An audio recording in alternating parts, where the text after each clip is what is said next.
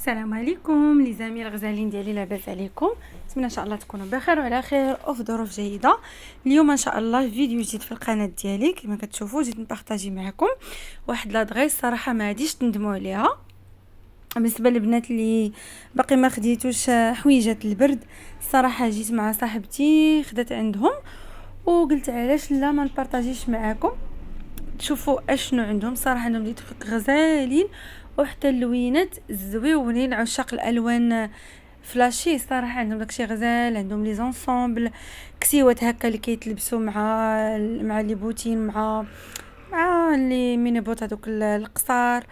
صراحه عندهم داكشي غزال ديال بصح، وحتى ماشي دوك كسيوات الغلاظ. وهذا كم عارفين اكادير راه باقي ما تيكونش عندنا حنا البرد بحال المدن الاخرين. وهذا العام كاع الصيف جا عندنا داير عندنا استدراكيه كيما كيقولوا. صراحه عندهم داكشي غزال. هاد لابوتيك هادي الناس اللي غيسولوني فين كاينه في جيت سكن حدا بالضبط حدا كيشوا. هاد لابوتيك سميتها رانيا شوب. غادي نخلي لكم الانستغرام ديالهم في صندوق الوصف. صراحه عندهم داكشي غزال. عندهم حتى الجينات صايد ديال الجين، لي شوميز، هاد لي جيلي هكا ديال سكاي. صراحه داكشي غزال ديال بصح. خليكم مع لا فيديو، نتمنى ان شاء الله تعجبكم وما تبخلوش عليا بلي جيم لي كومونتير والبارطاج.